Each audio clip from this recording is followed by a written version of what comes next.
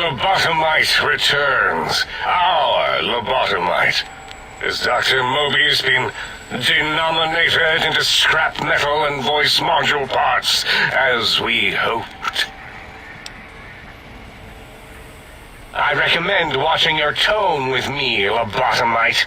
Now, your brain. Hand it over, or we'll extract it again. And what could we possibly have to speak about? You have the brain, we have the technology. All you must do is surrender. With it, we can finally leave this place. I cannot tell you how boring this place gets, chopping up the landscape and everything in it. And we have so many questions to ask your brain first. About this Mojave place. A fertile testing ground for our experiments. Nonsense. Confer, colleagues. Those are two words I do not recognize. Dr. Klein, I must intercept.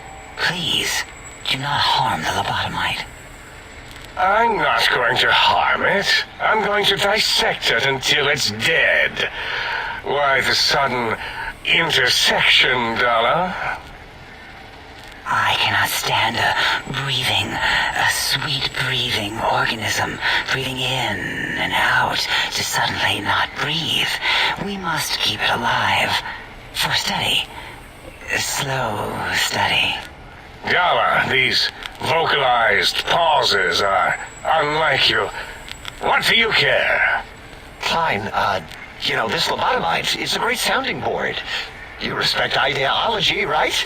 This one's, well, it's got good ideas. Silence, Dr. O. This is a think tank decision. Save your objections until after I have decided our course of action. You know what, Klein? Stick a straw in your tank and suck yourself. Long and deep. And my name is Zero. Yeah, a big, fat zero with a slash through it. The slash as a designator of... Why, that is brilliant. But how did you... The lobotomite taught me that. Taught me a name is more than, that I should take pride in things like names. And you know what? Forget it, Klein. I hate you. And your theory of brain-gill beam oscillation? The Chinese had it first, you copycat. How dare you? Brainial beam oscillation was solely my discovery. I expressly told you that and deleted all evidence to the contrary.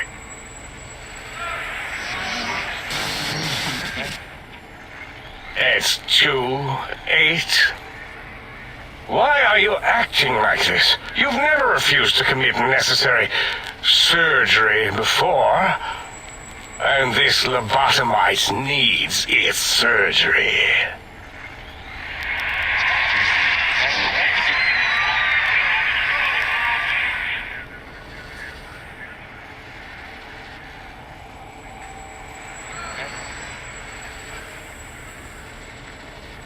A noble speech, but there is no room in my vocabulators for friend and lobotomite in the same sentence. The very concept, revolting. Perhaps you are irradiated with camaraderie radiation. We have chems for that. We can save you from your emotional addiction. I, for one, cannot bear to let this continue. I don't see what is to be gained by throwing another body into our labs, especially one that has done us a service, gone where we feared to go. This lobotomite doesn't deserve our knives. It deserves our respect. We should care for it, feed it, nurture it, give it the life Gabe never had. Why am I even listening to you fools? Enough of this mutinous chorus. If there's a word I hate, it's mutiny. And the word jism, which never made any sense to me. It's ridiculous putting j and zm together like that. Nonsense! I count as 5. like the mighty human hand I once had, with its 5 penises clenched in a fist. Nonsense! The mathematics of this situation are on our side, lobotomite. I believe... No, wait. Carry the 2, then... If this were a democracy, I would be concerned. We are too scientific for that. So just surrender. You dare use logic against me? That's no deal at all. There's a whole world beyond the crater, filled with ideas and possibilities. We could have escaped, seen it all for ourselves, tested it, prodded at it, made it squirm.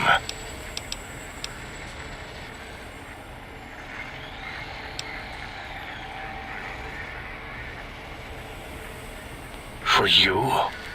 And for science? I have a strange sensation that I would like that. How odd. Very well, partner. The think tank is at your service as long as you do not destroy us.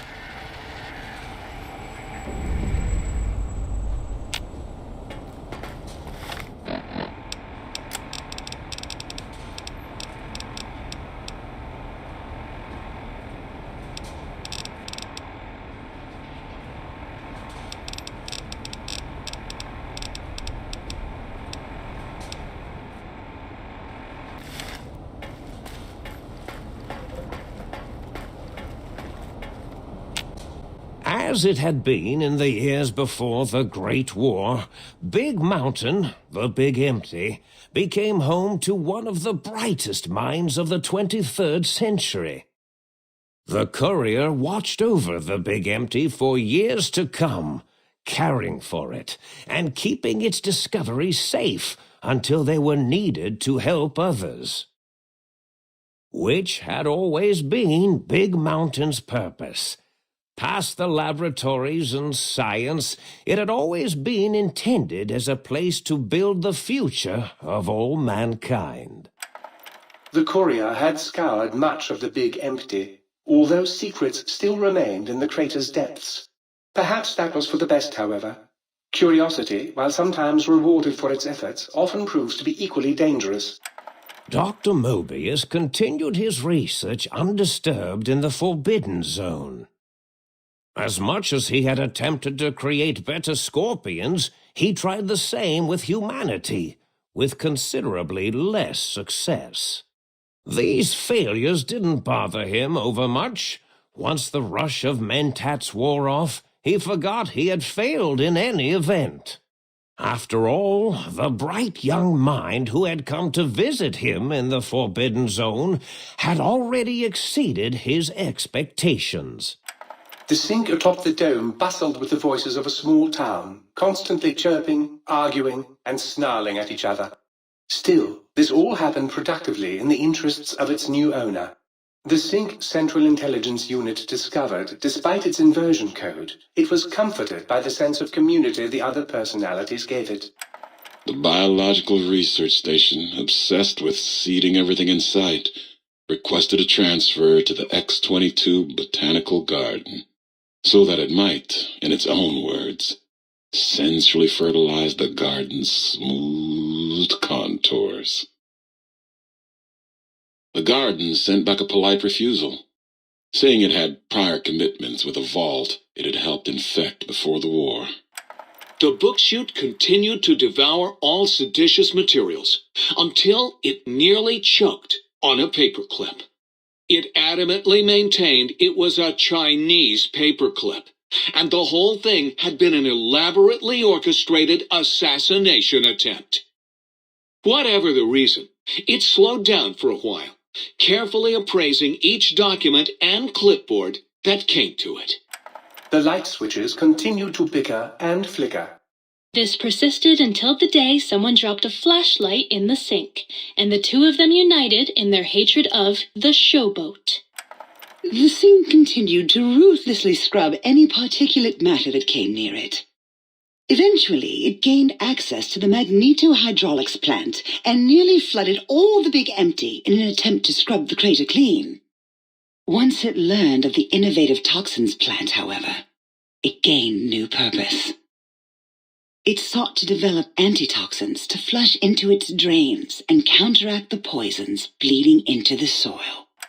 The toaster continued its psychotic spree, reducing all appliances in range to scrap electronics and spare parts. After one of its more psychotic episodes, however, the other sink personalities decided enough was enough and dumped the toaster in a bathtub. Sparking and hissing, the toaster swore its enemies would rue the day when they had bread and no way to toast it. Muggy did his best to collect coffee cups, although in his quest, he accidentally trapped himself in Higgs Village. It might have been the end for poor Muggy. Except he found it peaceful there, tidying up the kitchens of the think tank professors back when they had been flesh and bone. Well, except for Dr. O, who was an asshole for having created Muggy in the first place. Muggy left O's house deliberately dirty, punishing the dishes and cups that lived there in blind revenge for serving Dr. O. Blind old Jefferson, with sounds the courier brought him, created a symphonic counter-frequency that saved Big Mountain from sonic invasion in 2910. If you didn't hear about it, good. It was rumored by the other personalities that he had a brief fling with the light switches. Although he forgot their names once too often and was soon left in the dark as punishment. Autodoc, always gentle and methodical, kept sewing up the courier in all the right places when the skin split open from repeated wear and tear. The Autodoc was just glad to have purpose again. It heard its simpler brothers and sisters who got shipped to the Sierra Madre were bored out of their skulls in that toxic dead city. In time, the Autodoc found a way to deactivate the Y-17 trauma harnesses, releasing the corpses they had held prisoner for almost 200 years. As the courier ran through the X-8 facility multiple times, the computers analyzed the test subject's movements. Rather than performing a superficial observation, they realized the subject barely knew what communism was, or even what a high school was. This confused them for a time, until the facility finally realized that its research had succeeded. So it let its cyber dogs out into the wastes to help protect small communities from physical aggression rather than communist propaganda. The infiltration program in X-13 felt spent, having repeatedly upgraded the stealth suit until it could upgrade it no more. It felt warm, fulfilled, and a bit sluggish. It realized not long after the stealth suit had left it without so much as a note on the nightstand. So the infiltration program sent out robo-brains into the wastes, looking for its wayward technology. It eventually found Repcon HQ and set up a new research center, testing and murdering fiends who kept breaking into the facility. The courier, organs intact, continued onwards, a little less heavy of step, but with all the organs in the right places, as they should be. After all, brains can develop a life of their own when left to their own thoughts, and the courier's brain was more clever than most. Dr. Klein and the think tank remained alive, unaware of the world outside. They looped through their daily routine, none the wiser about the world beyond, although perhaps wiser was the wrong word. The world outside belonged to the courier, and if anyone would shape it, well, the courier had already called dibs. There is an expression in the wasteland, old world blues. It refers to those so obsessed with the past they can't see the present, much less the future, for what it is. They stare into the what was, eyes like pilot lights, guttering and spent, as the realities of their world continue on around them. Science is a long, steady progression into the future. What may seem a sudden event often isn't felt for years, even centuries to come. In the times following the Second Battle of Hoover Dam, however, Old World blues took on a new meaning. Where once it was viewed as a form of sadness, nostalgia, it became an expression describing the potential for the future. It can be easy to see science as evil, technology unchecked as the source of all ills, all misfortunes. With the courier at the helm, science became a beacon for the future. There was old world blues, and new world hope. And hope ruled the day at Big Mountain. We could say more, but the stories in the Big Empty speak for themselves. Now armed with the transportal ponder, the courier could return to the dome at any time and crack open the secrets of the Big Empty one by one. The sink sat vigilant, waiting for its master to return, shoes covered in Mojave dust. Only one road yet remained, and it was one the courier had to walk alone.